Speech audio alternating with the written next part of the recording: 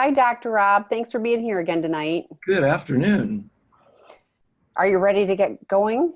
We've got questions. Tammy, I've been ready since I was 11. So I am so ready to get, in fact, I better be less ready to get going. Yes, I Okay. am ready for questions. All right, here we go. So if you have questions, please do put them in the Q&A. If for some reason the Q&A does not work for you, every now and then there's technical challenges, then you can put them in the chat. But the Q&A does help us keep them in order. My husband is 6 months into his recovery. He acted out with a handful of people that I knew.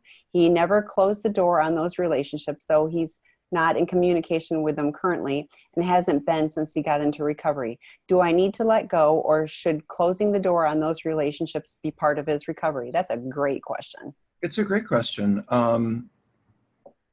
So part of the question, you wrote, and I follow along because I forget things. He's not in communication with them currently. And I thought, well, it's one thing if the door is closed, like that both parties know there's not going to be a return. That doesn't mean there needs to be love letters or I'm sorry's or I'll never forget you. It could just be the door is closed. But if I were a spouse and I knew that someone that my partner were involved with and was ending this with, that they hadn't gotten a please don't contact me, please don't reach out to me, that their number had been blocked. Like I would want to make sure that all that stuff was straight up, that they weren't coming on my Facebook feed. That person was out of their life. And I think in that very literal way, phones blocked, a communication sent, please don't communicate with me, email blocked, that kind of active stuff. Yeah, I would want to absolutely see that because I would have trouble restoring my sense of trust. And I do want to say something in more general, like I've had men who cheat and men who are sex addicts. By the way, there are women who cheat and women who are sex addicts. That's not what we're talking about here right now. I've had men who cheat or men who are sex addicts say to me, there are these women friends that I have from high school or from college. And, I only slept with a couple of them 20 years ago. And, even though I have had girlfriends since or affairs since or sexual acting out since, and my wife sees it all the same, I know that these women are friends from high school or friends from college. And I really want to maintain this relationship so I didn't have sex with those people kind of thing. But my wife or a girlfriend or a boyfriend wants me to end them. And here's how I would look at that.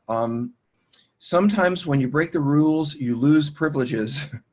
That's how it was when I went to summer camp. I had to go to bed early or didn't get to go to the extra activity or whatever it was. And marriage is kind of like that. If you really break the rules, you lose privileges. And in this case, my spouse might really trust me to be around women that I've been friends with for years and years until he or she finds out that I've been having affairs and cheating and lying, and then they just don't trust me anymore. And then even though I know, and I really, really know that I'm not going to be with those other people in that way, my spouse doesn't trust me anymore. And my greater need than holding on to those relationships at this time is to respectfully respond to the pain that my spouse is experiencing. So to give you a basic answer to your question, he should close the door to these relationships so that you can feel safe and you can feel assured that he's moving on and that something isn't just going to appear that you didn't expect that all of a sudden is back in your life.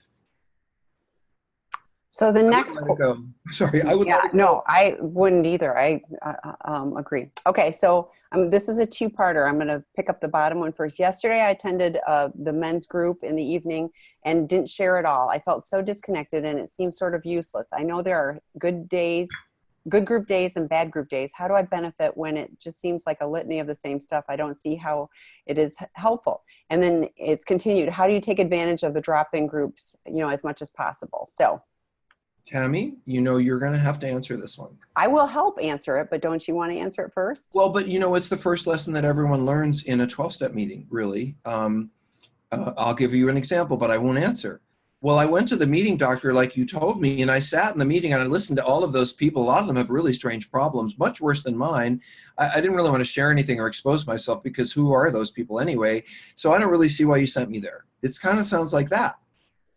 Well, and my first thought was, and I didn't share at all. And I'm like, if I want to steer the conversation in a way that is useful for me, I think I'd have to take the risk and share. And it could be like, they're all talking about this and you go, I'm going to talk about this. And that's okay. It doesn't have to be, I mean, those support groups are there to be supportive and to be a dialogue with other people who are struggling along similar lines. Our details may not be the same, so our stories don't align 100%. But I always think about, if I go to the emotion, if I go to the pain, the guilt, the shame, the hurt, the whatever that is, I can relate to their pain, their shame, their guilt, or whatever that is. Even if I didn't do that, or I didn't do that yet, which is probably more likely.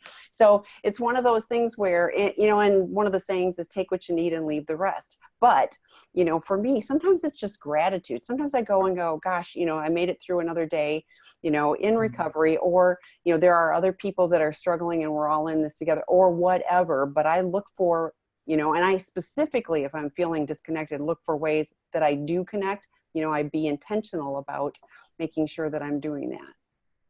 Yeah, I knew that you would have an answer for that, because we relate in this way to this issue. So I want to respond to that too. I think that a lot of times people think, well, I don't know what to say. I don't know what to say. I don't know exactly what I want to talk about. Like Tammy said, lead the conversation. I get it if you have a burning issue, but you might think, well, I don't really have anything to say to these people. And you know what? I know this is going to sound really strange. You have to say that. You have to say hi, I'm Joe, and I'm really uncomfortable here, and I don't know what to say, and I don't see how this can help me. And believe it or not, just saying that is making yourself vulnerable enough to begin to connect to everyone else, because everybody relates to having been there their first time or their second time. Or for me, I mean, I've gone to so many meetings in my life, and you might think, well, that's just wasting time. I mean, how many of those stories can you listen to? I'll cheat and tell you something truthful about me. That's not cheating, but I'll tell you something that is true about me that I wouldn't ordinarily share. Tammy's interested. I don't meditate. I'm not a meditator in that kind of peaceful, quiet. But what I do is I go to 12-step meetings. And when I sit in a meeting, sometimes after all of these years, I don't even hear the individual stories. I can feel I can feel what's happening in the room. I can connect with, I know it sounds kind of mystical. I don't mean it that way. But there's a peacefulness for me in coming together with people who are opening their hearts to heal. And I think that comes not the first time and not the second time, but you have to sort of keep doing it. And if an online drop-in group doesn't work for you, try an online 12-step meeting, try a phone meeting, try going to a therapy group. It really doesn't matter the format in which you connect for healing. As long as hearts are open and there's some structure and boundaries and people are motivated, you get better. And all the drop-in group is, it's a room full of people with similar experiences, all of whom have the same motivation, which is they all want to heal, they all want to get better, they all want to understand. And when you're in a room full of 6 people who have all the same goal as you, interesting things can happen. And that's very useful, if nothing else. I'm going to share one more thing. Since we're being personal, last December, I had a death in the family, and I went to a meeting and I was out of sorts. And you know what I said at the meeting? I said, I'm unhappy. I don't want to be here. I'm angry that I'm here. And it was fine. Like, nobody shamed me. Nobody said, no, you have to be happy to be here. It was just me being real. In that moment, I was, it was really difficult, and that was okay. And you know what? That passed. But had I not owned that, I would have left feeling the exact same way or worse than I came in. Mm-hmm. Okay. Ready for the next one? Well, I just want to say one more thing. So the bottom line about everything we just said, because you said a whole bunch of words, is 2 things. One, if you're going to go to a group, you got to say something. Otherwise, you can go for 12 times and never feel like you fit in until you raise your hand and say, I don't feel like I fit in. And then that's when you start. And the other thing is there are many, many, many, many groups. If one doesn't work, try another. But to give up on the group experience is to miss out on something really meaningful. And with the drop-in groups, know that I'm working on creating some more spaces. So there will be ongoing added opportunities for you to connect. So it just is the logistics, but I'm on it. So, can you explain objectification and the process for how it improves throughout recovery? Sure. So what is objectification?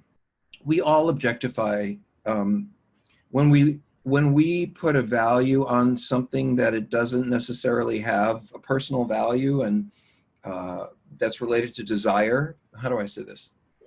maybe there's a better way of saying it.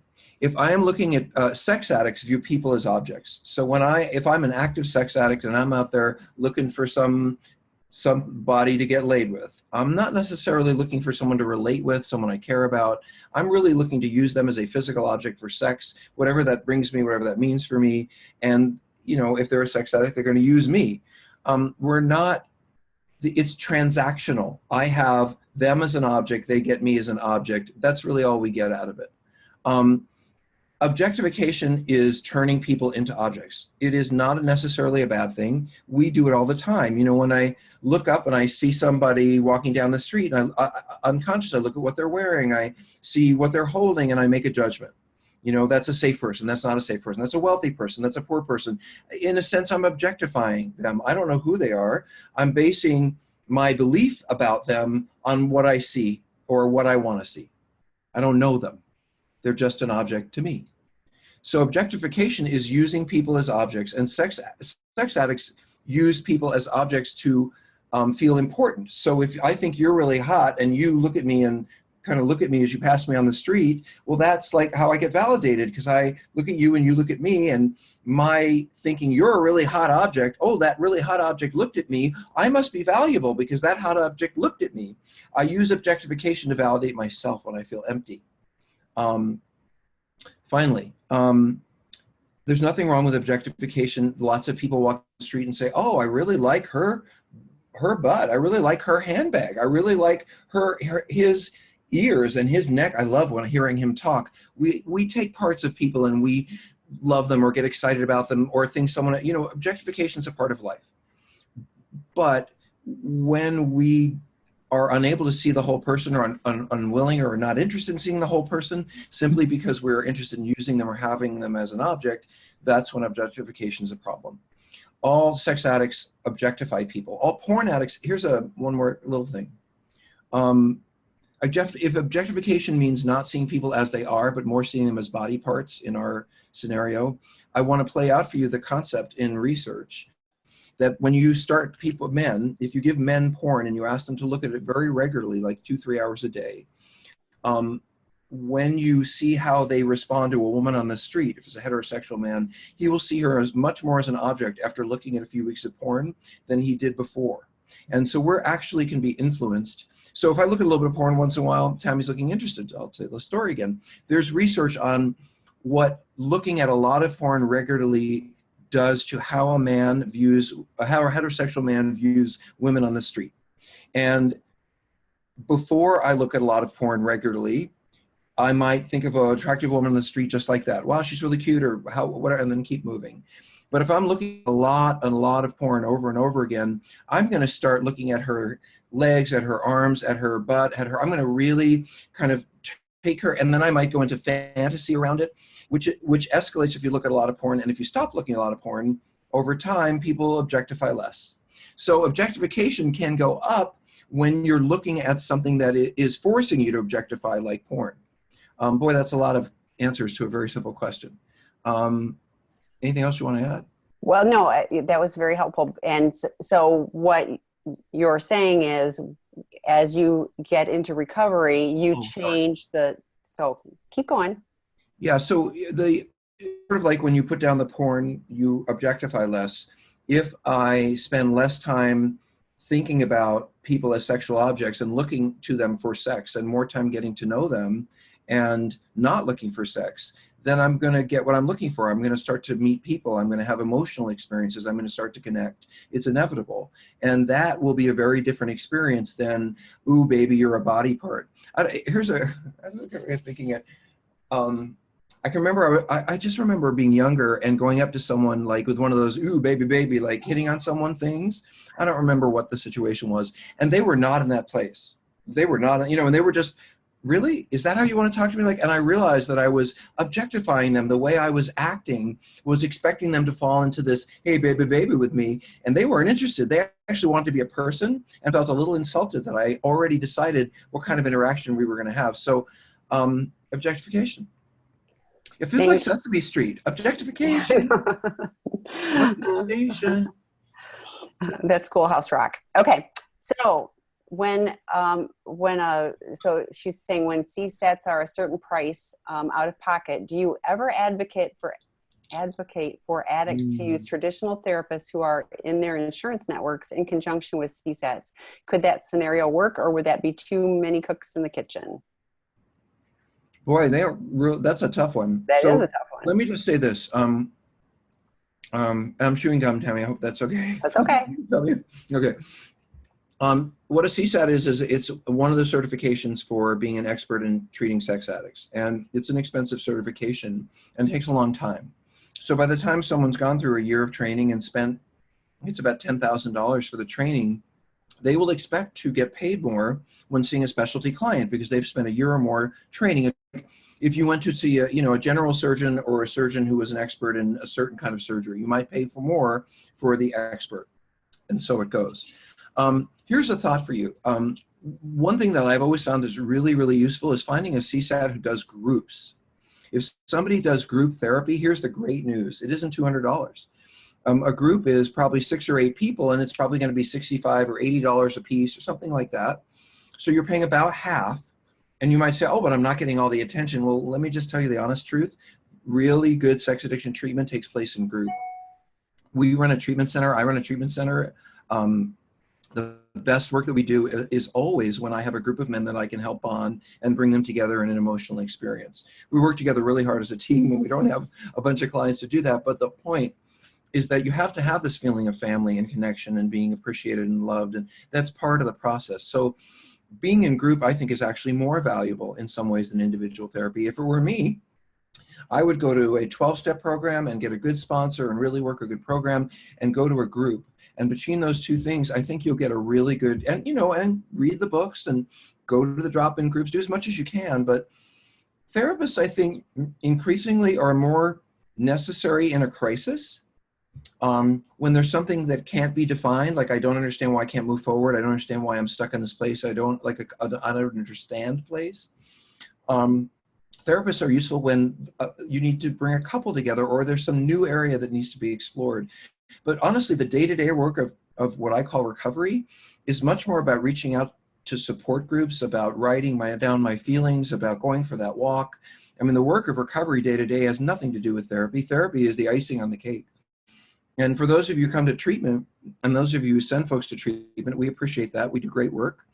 But in treatment, I don't expect that someone's going to go home cured, because it's more like, you're sending me from an emotional perspective, someone who has diabetes or who has some chronic like COPD. They're always going to struggle with breathing. I may help them get more fit and breathe better and take their medicine on time and learn how to live with their issue, but it's going to be there. And, I think that people have expectations of the work that we do, therapists and treatment centers, that are a little bit too much compared to medical.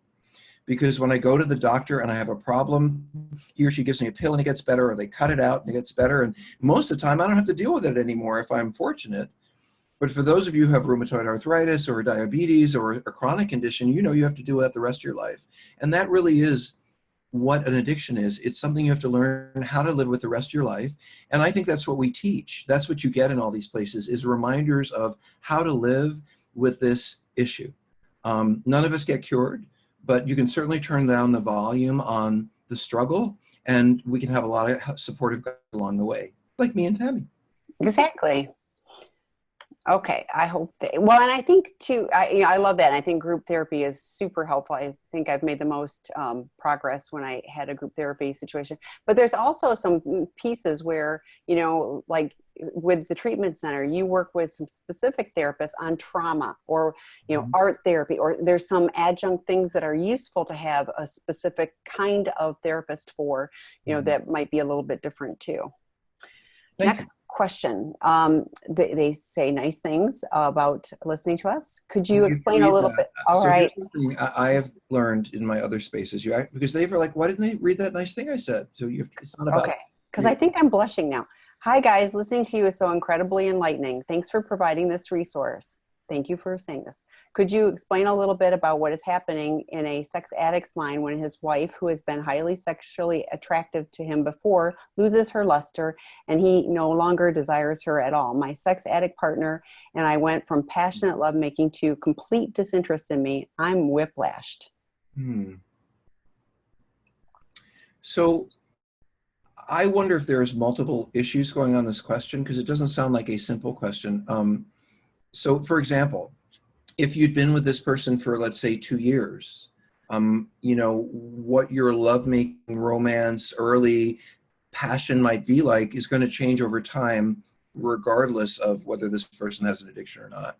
But then there's also when you say what's going on in a sex addict's mind, I understand what's going on in your mind. How about that? I think you're wondering about, am I no longer attractive? Am I no longer wanted? Is it about me? Am I no longer desired? Because a lot of spouses and partners feel like, how could you go from we were great to you just sort of disappeared? And I know this is going to be really hard for you to hear, but I'm going to tell you the truth. This is not about you. Nothing that I'll see if it's a husband. Partner, sex addict partner. Nothing your sex addict partner did had to do with your being attractive enough or not attractive enough. He had this problem before he met you. I guarantee you, in some form or not, and he'll continue to have it and have to work on it, whether he's with you or not in the future. This is his problem.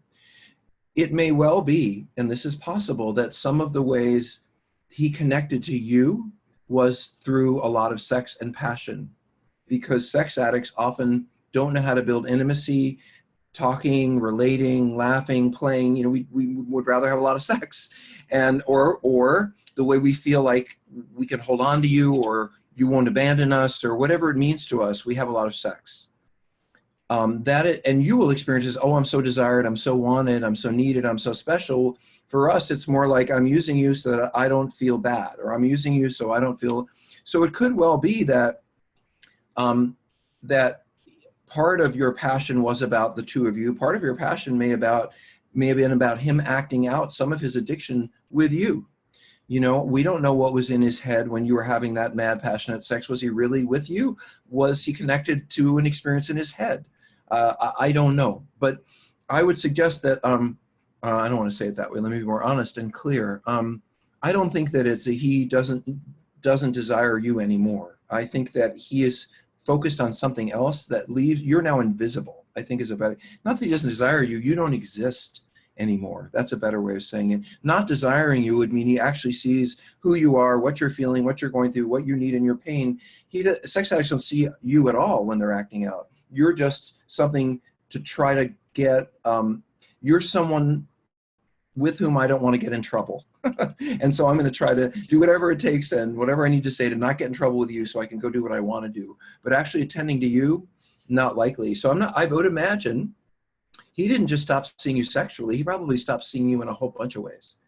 You know, emotionally, spiritually, physically, all of it. Anyway, I'm very sorry.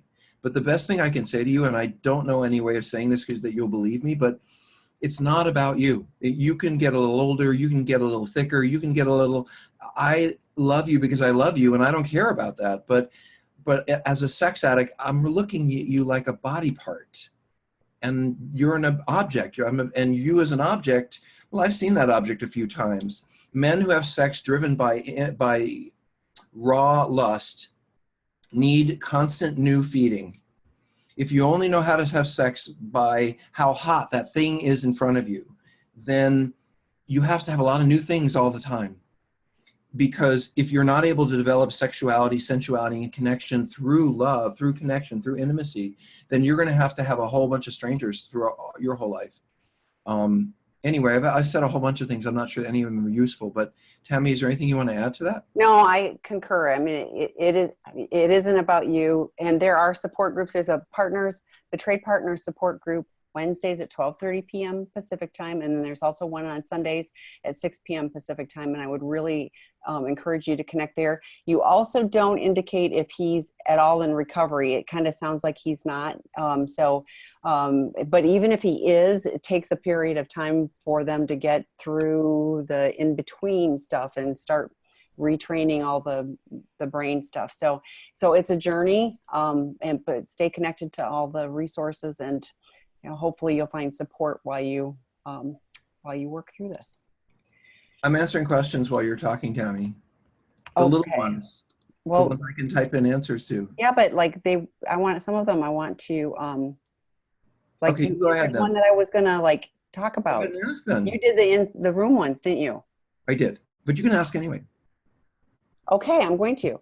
The question was, as I recall, I'll look at the answer. It was like, Dr. Rob is on. Oh, when and in what group is Dr. Rob on in the rooms? Friday nights at 6 p.m. Pacific Standard Time each week. So, but let's talk about what the room in the rooms is. You have to register for that. That's why I wanted to clarify. You have to log in and create an account. Now you can have a logo, and you don't have to use your real name and everything, but that website requires that. There's a lot of other groups too. So Dr. Rob has the only sex addiction one that I recall, right? A woman named Patty Powers does a show on talking sex, but I think it's more about healthy sexuality than it is about addiction.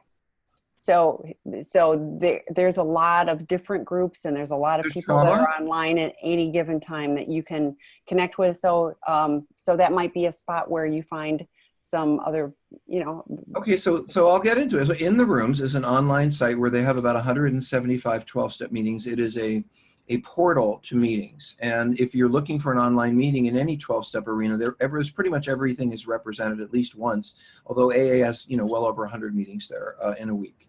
But they also have a little, what they call the clubhouse, which is sort of where you first enter their online space before you go to any 12-step meeting.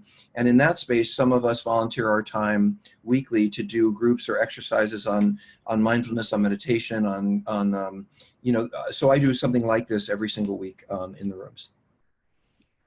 And it's called my show on In the Rooms, because she asked. It's called Sex, Love, and Addiction. And the only reason I say that is because the name of my podcast is Sex, Love, and Addiction. And I need to take a short commercial break here, Tammy, to tell the group about our podcast. So about a year ago, I said to Tammy, I have this thing, I really need to do podcast. And she was like, well, yeah, I think I can't say you weren't a fan. But I will say that I was trying to sing podcast. It was very important to me. And I finally got my whole team, including Tammy, to agree that we would do a podcast. And we named the podcast Sex, Love, and Addiction. Well, a year or 54 episodes later, do you believe that? 54 episodes? I know. We are a top 100 podcast in the nation. So we were somewhere in the top 100, Sex, Love, and Addiction. And I think the reason that it is a popular podcast is because we have experts. There are people who really know what they're talking about, who are in their therapy experts on addiction, on relationships, on broken relationships, on infidelity, on trauma. There's tons of recommendations and resources. And so all this is free. I can push this out because it's free, right? So if you're interested in the podcast, or you're struggling with your addiction and you want something to listen to in the car to keep you from stopping off at that massage parlor, hey, I will take all listeners. Please join us on Sex, Love, and Addiction, which is also the name of my show on intherooms.com. I'm going to put that in the chat feature because there's a link off of our site to all of the podcast platforms, and I've gone in and reorganized them so you can find them. If you're a partner, you can go to those. They're recategorized, so they're a little more helpful. But yes, I'm behind on one or two now, but I think I've listened to all the rest of them except for the ones that you and I do together. But they really are, it's great information. I enjoy them. So, okay. So next one, and I'll read it because you want me to. First of all, thank you for giving your time. It's so appreciated. I've been in recovery from occasional porn use and masturbation since November of 17. The program I'm in considers any solo masturbation as not being sober. They say I have no right to even touch myself unless I'm going to the bathroom. That's my wife owns my sex organ. While my wife and I try to heal from this all, we have gone months and months without any physical intimacy. I know she's hurting, but I'm really struggling with being abstinent. Is there such a thing as a healthy masturbation, i.e. porn and fantasy? My wife also demands I don't masturbate. Thanks for any input. Poor Kurt. He's not having any sex. I understand. This is difficult. I bet you had a lot of sex before, and now you're catching up by not having very much. By the way, I do use a little levity in the work because you got to laugh about this. So here's the deal. What I say to every man in treatment is that if you know a little bit about sex, that's a good thing. And what most men know is that when we were young, before we even learned about masturbation, if our bodies needed to release semen, we would have a nocturnal emission or a wet dream. And guess what? At 40 or 45 or 37 or 28, if your body needs to release itself, you will have a nocturnal emission. The reason that you're not being sexual right now since November, which is a long time, I will say. 17. Yeah, but that doesn't say, oh, he hasn't had sex since 2017. Well, that's a whole different issue. Okay, sorry. But all right, well, let me go where I was going, which is just in general, 3 to 6 months of not being sexual, I think makes a lot of sense for those of us who have been really, really hypersexual. And especially, and it isn't just sort of being able to tolerate not having sex. It's also about developing other interests and working on other parts of my life and just being less sexually focused and so many reasons. But after about 6 months, if you're in a relationship, my opinion, the work needs to turn to work in terms of growing yourself emotionally beyond just having sort of shallow, empty sex. You have to start growing into physical intimacy with your partner. In other words, I would think it would be wonderful if I were working with you and your partner that you started holding each other, showering each other, combing each other's hair, giving each other massages. You know, what if you got aroused? Maybe you could choose not to be sexual, but at least you know, how do you move? My question is from, maybe this is your question. How do you move from an angry spouse who doesn't want anything to do with you to someone who's willing to be sexual with you? And my answer to you is, if you're doing the right stuff as a person in recovery, you're working your program, you're being honest, you're taking care of your side of the street, you're doing your therapy, whatever you need to do, then at a certain, and you're not doing anything that really leaves your spouse feeling angry, like you're not lying, you're not keeping secrets. In fact, it's been a year or a year and a half since you were really, really unfaithful in any way emotionally. Once you've got a bunch of time under your belt, 6 months, 7 months, 8 months, it gets harder and harder for me to support a spouse being furious. Because at a certain point, spouses also need to say, I'm not just here to make you miserable and pay for how you hurt me. You know, if you're my spouse and you just want to make me miserable and pay for how you hurt me, we can just get a divorce. If you want to hang in there, and you're hanging in there because you understand this is hard for both of us, and you're working on you and I'm working on me, and somewhere in 6 or 9 months we start working on each other, starting with the anger and then working through it to connection, then by a year or so, you'd be having sex again. So what I'm hearing in this short scenario is the lack of any kind of process or progress from I stopped acting out, and I stopped masturbating, and I go to a 12-step program. I hear that, but I don't know what is the process that you and your wife or spouse have to get from you're being abstinent to you're loving and connected. Because I only hear you asking for sex, and she doesn't want sex, but would she hold your hand? Would she do a massage? Could you do some of the things that work toward physical and emotional intimacy? And is she interested in that? And if not, why not? So, but at a certain point, the dynamic between someone I cheated on and me can't be, I'm doing all the good stuff that I need to be doing and I feel like crap, but I am showing up and you hate me forever. That just can't be the dynamic. At a certain point, my spouse needs to move. And not because I deserve it, but because they want to move. And they want to be connected to me. And if they don't, then we shouldn't be together. So you have a lot of questions to ask your spouse. And mostly, why is it we're a year and a half, 2 years into this, and we're not anywhere near having sex? That doesn't kind of make sense. And I'm going to bring up those podcasts because you did a great one with Dr. Stan Tatkin about We Do, and it's about a relationship. And ultimately, if we want to be in a relationship where we're supporting each other, you know, there has to be able to have those conversations.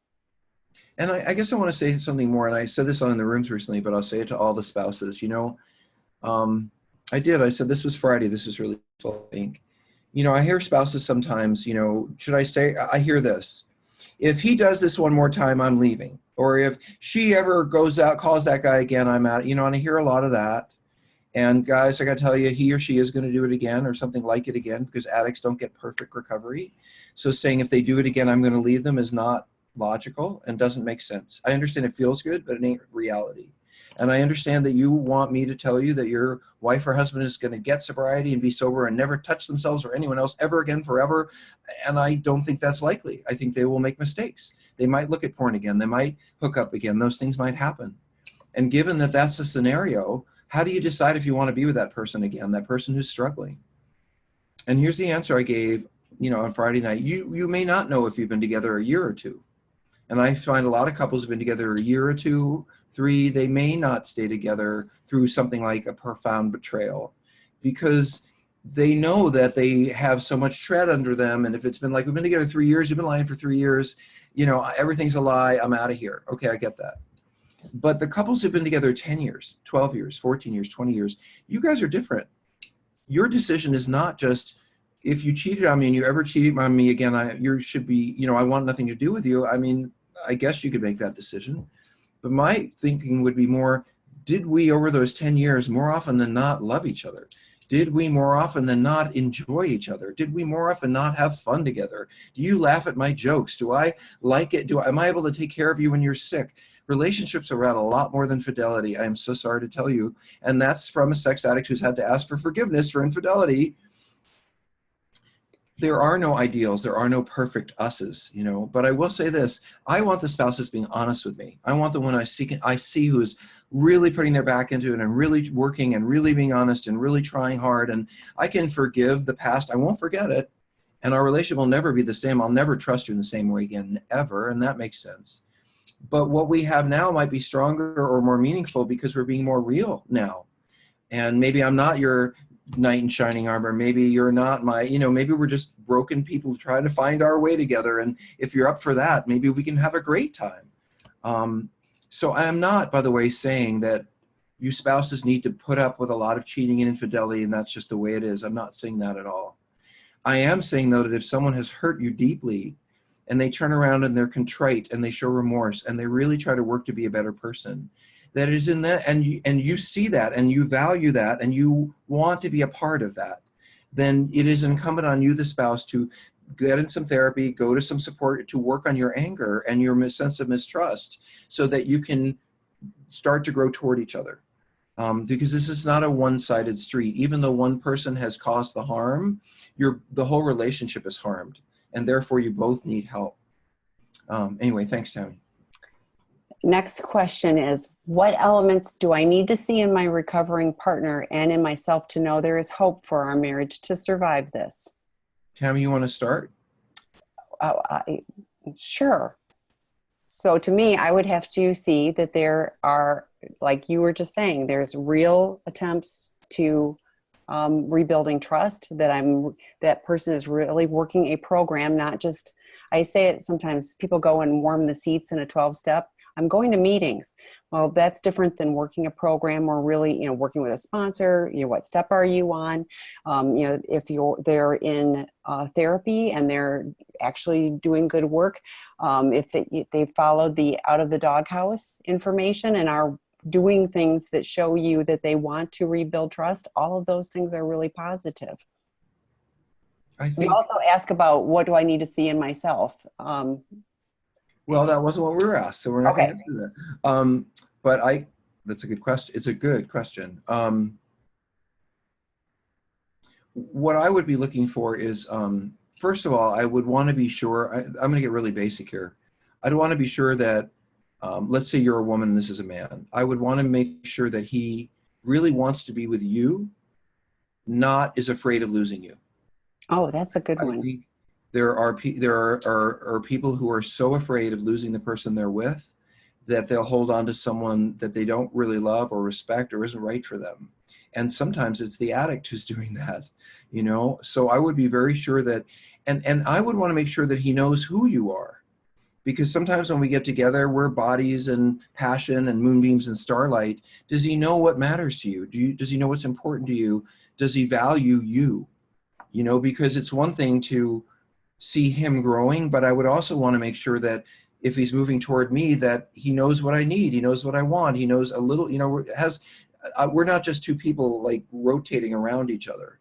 And I think what I will always say is that words are wonderful and lovely when you trust someone. I loved words, but when I don't trust someone, I want to see actions. And so what Tammy's talking about, I want to see that they are going to a meeting 3 days a week, that they're calling a sponsor, that they have made the therapy. They're not making me make the therapy appointment, they're making the therapy appointment. That they're coming to me and saying, hey, I want some time for us, not they're sitting at the computer while the rest of us are sitting at dinner. That I think showing up for the relationship is what I would want for. And I know we all do it. I'm here working and my spouse has made dinner and I just want that extra 10 minutes to finish this. And I have to make a decision, is my taking the time to do this more important than showing up for my spouse is waiting for me? No, actually this isn't. And so I'd be looking for the person who says, oops, I want to finish this, but I'd rather show up for you. That's ultimately what I would be looking for. I don't know if I can quantify that. It's more of a feeling. I think that that's important. And I think because it says, and in myself to know there is hope. And, I think, forgiveness is something that's a long ways down the pike, but it's one of those things where, Dr. Rob talked about, do you see over the 10 years, I don't even know how long you've been married, but do you see the fun, and do you see, I get a lot of partners that go, I have a lot of people telling me I should just leave him, but I remember why I loved him. I still see all of those, those pieces of him that I do love and that I value. I had somebody today that talked about what a great, and they listed some qualities. And I was like, clearly you can still see that even though he's betrayed you and he's hurt you. If you can still see that and it isn't just all, rubbish, then, I think you stand a chance with that too. Go ahead. But I will say, and just to build on that there are partners who will look for the moments of the past and try to hold on to them while they're still being lied to, still being cheated on, because they're afraid of being abandoned. And I think you have to see straight up what you've got in front of you, for sure. Yes. What do we got? Okay, so next question. My husband and I started to think about couples therapy. He's been in recovery since December, and I've been in my own recovery since then too. The therapist we're considering is using PACT. I'm not sure what that is, but there are others we can see too that use other methods. Do you recommend certain methods for couples this early in recovery? Oh my God, if I were able to go see a PACT therapist, I would be there in a heartbeat. So. That is Stan Tatkin's program. That's his, so this is, and I now have to look it up, or Tammy, you can figure it out if you I will. have, but PACT, Stan Tatkin, what the initials mean. It's like, so this is, to tell you guys what this person's asking about. This is a couples therapist that's trained by a particular therapist in a particular kind of work. And I believe that the way this particular man works in his therapy is some of the best work I've ever seen. And I love that he's teaching this. And by the way, Dr. Tatkin is on our podcast series, Sex, Love, and Addiction. But so two things. It's great that they're PACT therapists. It's a great methodology, great. But they also need to be a nice person. You also need to like them. The most important, by the way, all of you should know, the most important element in therapy, bar none, with all the research just done on this kind of therapy and that kind of therapy, in terms of psychotherapy, is liking your therapist. The number one issue. Did you feel that, I mean, not liked as a friend, but did you feel that they respected you, they were knowledgeable, that they got you, that you kind of got them as a person? That's more important than anything that we do, is the initial connection and the meaning of that. So they can do great work, but if you don't like them, find another therapist. But yes, I would send anybody to a PACT therapist in a heartbeat. So I just put some information in the chat. PACT is Psychobiological Approach to Couples Therapy, and it's Dr. Stan Tatkin, and he does have a podcast on our site, so please do visit that. And I think he's got a bunch of YouTubes too about that. I wouldn't be surprised. Okay, mid-60s, married 40 years, and we have mostly a very, very unhealthy to horrible toxic relationship. I am so sorry.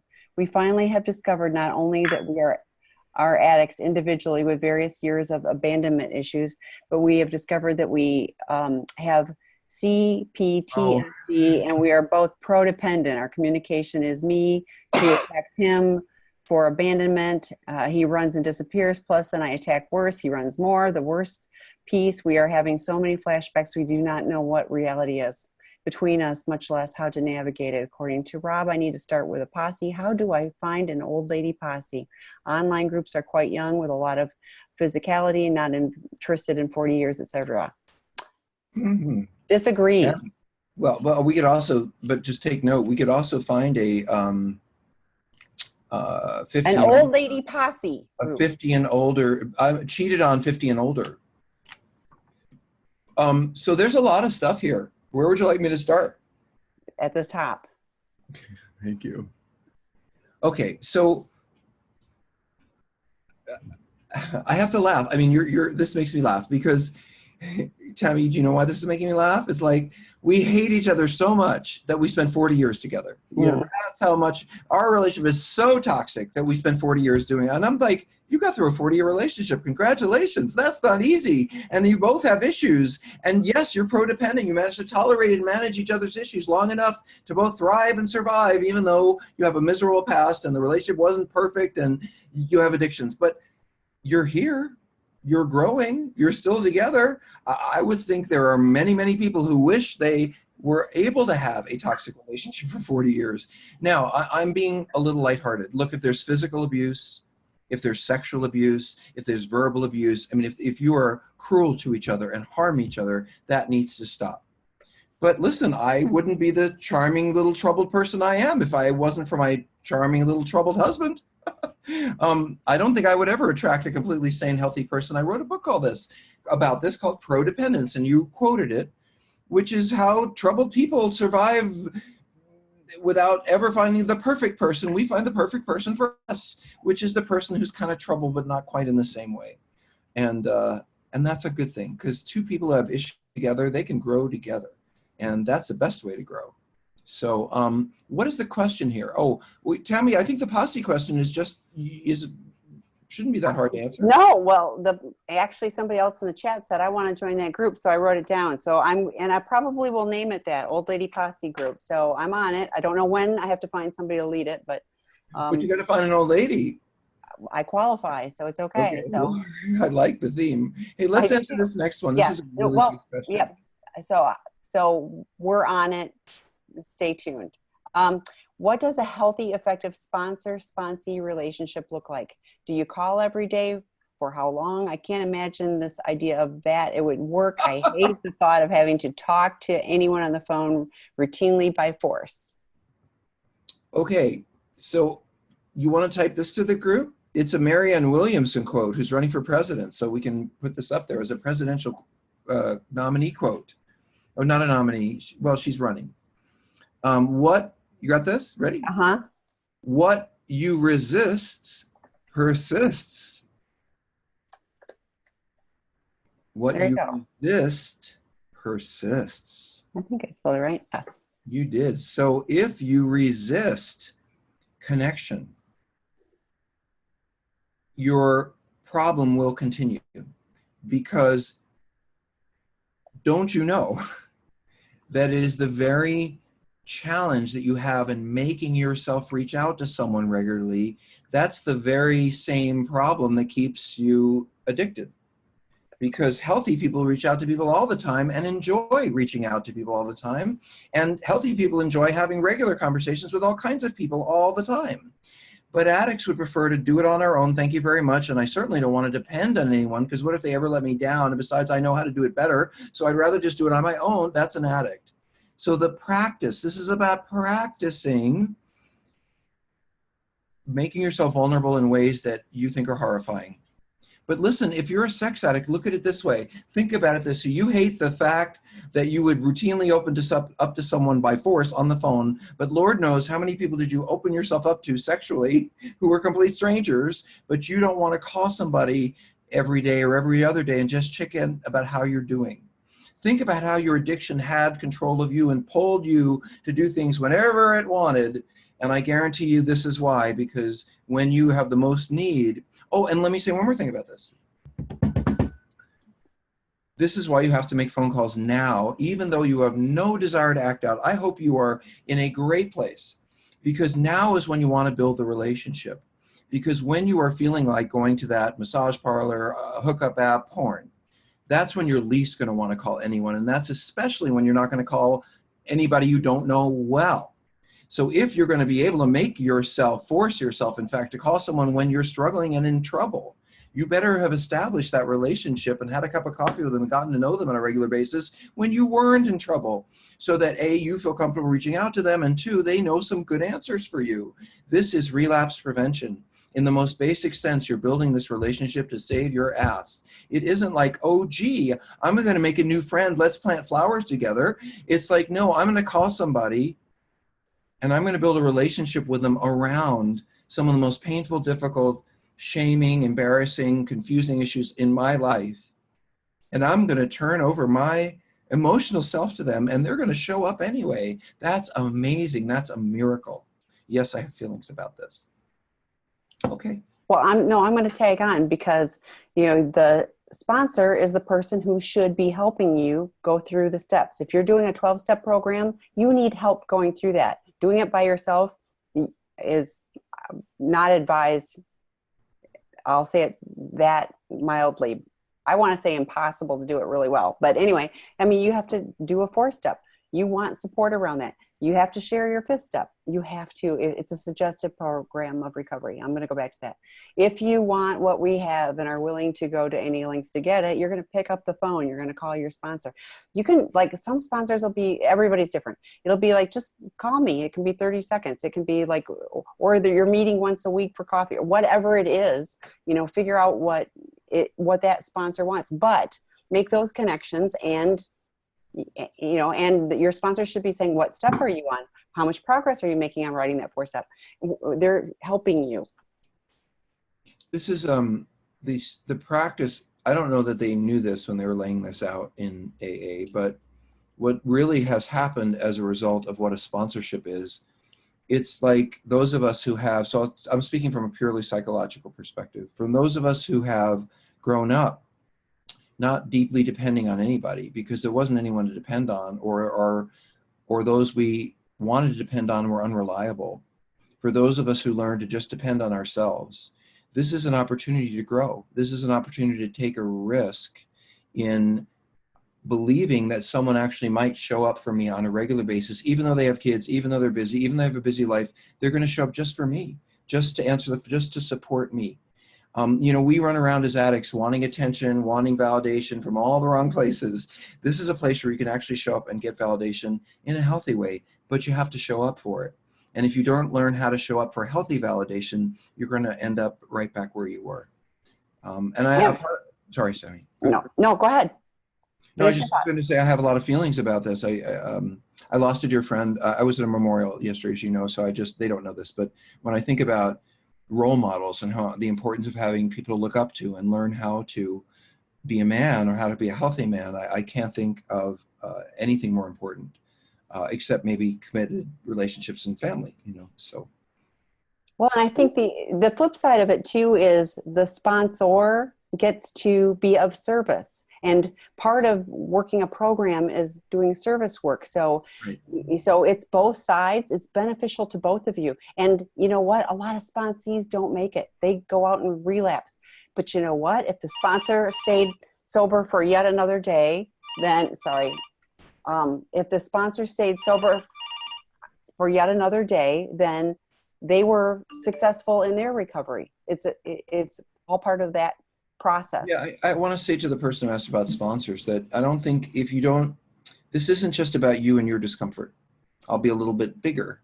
The goal is to pass it on. Like there's no bigger paying it forward program than the 12 steps. So, that sponsor is, as Tammy said, healing themselves by reaching out to you and helping you and giving to you, because giving makes us feel good in healthy ways. But the expectation is on you that when you are no longer the new person on the block, that you will do the same. And that is built in as a reward for you to be able to give away what you learned, and you to feel like you're the one who actually knows some things and can feel good about being able to share them. There's a whole process going in here that has to do with connection. It's almost like, and again, I go back to parenting. It's kind of like you have this parent and they're there for you and they respond to you and they teach you and they educate you. And then, you know, at a certain point you break away or you move away, or they never stop being your parent, but now you got somebody else to help and it's your kid, you know, and that's kind of how it goes. Like a family, but like a healthy family. Anyway. So there two more quick, I want to comment on one. Yep. Somebody added that Angela's Sunday night betrayed partner group has people of all ages, including 50 to 70-year-olds. So thank you for sharing that. And then somebody asked, they're doing an intensive, a disclosure intensive, one of the 3-day ones. And it says, is it routine in a disclosure to describe the type of sex I had with each acting out partner? So when I do this work, I think it's extraordinarily important to be able to say in a general way the acts I had. So I'll give you an example. I might do a disclosure of my spouse and I would say, I saw prostitutes or I paid for sex over the period of about 2 years and they performed oral sex on me. So I'm not talking about how big their boobs were. I'm not talking about what kind of sex. I'm not talking about the details. You know, I'm just saying this is what happened. I would never, in my therapy practice, give details of my sexual acts to a spouse, like we did it this long with this kind of devices and we played with these toys and or what. None of that is useful for a marriage that is going to continue, because if your spouse ever expects to want to be intimate with you or sexually get with you again, some of those things, they're just never going to get them out of their head. It's like PTSD. You don't want to give them things that are so traumatizing, they're going to picture it. So yeah, they need to know that for, 2 years you were jacking off in an adult bookstore. For, 6 months you were on this app and you were having oral sex, whatever, oral sex or vaginal sex, or, in very general clinical terms. But we don't talk about how the details of the exciting sex we had. That has nothing to do with this process. To do so would harm your spouse. You want to add to that, Tammy, because you've had so many people talk to you about disclosure?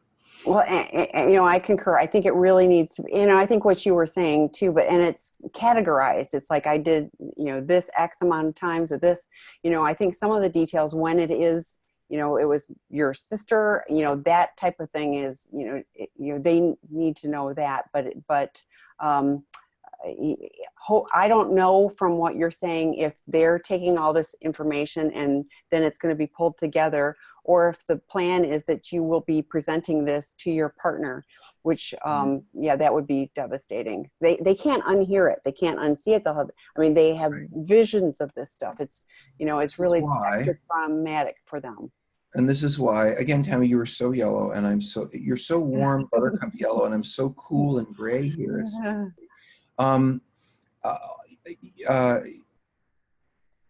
I do want to say something. I know what I was going to say. Spouses may say and will say, I want to hear every detail. I want to know everything. It's not that your spouse doesn't want to know, won't ask to know, but they really are, having done this hundreds and hundreds of times, my experience is they are satisfied with the truth. How many, how often, with whom, where, when, but nothing really more than that. And they may say, well, how big was this? And that, you can just say, I'm glad to tell you where, when, how, but not what it looked like. We're not playing porn for them, and they shouldn't be able to see the image. I think that's the best way I would put it. And for the same reason, and it's in a similar kind of vein, I tell the spouses, partners, if you're really angry, don't tell your kids. Don't go to a teenager, because you may say, I can't believe what your dad did or what your mom did. You may feel really good in the moment, but they're never going to be able to remember that, unforget that. And so things that someone might carry with them their whole life, I really try to be vague about, and I'll let the therapist guide me. But no, I would not do specific disclosure, no graphic details at all. Well, and like to your point, even adult children, don't tell it. They don't need to know. So no, my sex life is not doesn't need my child's database. Just doesn't. I had sex. Yes, there they are. That's all they need to know about my sex life. And that's because it makes them uncomfortable. Did mom and I fight, or are we having problems? Am I out of the house? Yes. Are we working on things? Sure. But the details, none of their business. It may feel good to tell them, you'll regret it later. And so will they. We're involved right now with a family, right, Tammy? Where a partner pulled in like 3 kids, and now they're all angry at dad, and now dad can't come home. And it's not that he doesn't deserve, a good kick in the pants, but the way it's turning, all the stuff in the family is kind of getting tweaked into these incidents, and it's hurting everybody. And these kids shouldn't be involved. They don't need to protect their mom. She can protect herself. So anyway, thank you That's all all for for being here. tonight. Thank you, Dr. Rob. Appreciate it as always. See you Au next revoir, Tammy. Thanks, guys. Have a great evening.